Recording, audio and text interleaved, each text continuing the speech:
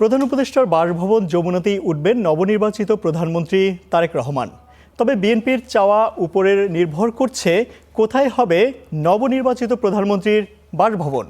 সোমবার সচিবালয়ে সাংবাদিকদের প্রশ্নের জবাবে এসব কথা বলেন গৃহায়ন ও গণপূর্ত উপদেষ্টা আদিলুর রহমান। মিন্টো রোডে প্রস্তুত হয়েছে বিরোধী দলীয় নেতার সরকারি বাসভবনও। মন্ত্রীদের জন্য ৩৭টি বাসভবন প্রস্তুতির কাজও শেষ করেছে বিদায়ী সরকার।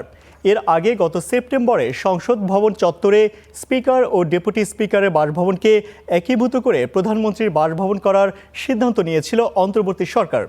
তবে সংসদ চলাকালে প্রধানমন্ত্রীর নিরাপত্তা ঝুঁকি বিবেচনায় ডিসেম্বরে সেই সিদ্ধান্ত বাতিল করা হয়। ওনারা যেভাবে চান সেভাবে হবে, জায়গা ওনাদের সঙ্গে আলোচনা করে সিদ্ধান্ত নেওয়া হবে। এখন পর্যন্ত আমরা ৩৭টা বাড়ি রেডি করে রেখেছি। মিন্টু রোড, এই হেয়ার রোড, ধানমন্ডি এবং গুলশান মিলিয়ে এই পর্যন্ত এটা রেডি আছে। আর প্রয়োজনে আরও কয়েকটা বাড়িও তৈরি করার প্রস্তুতি চলছে।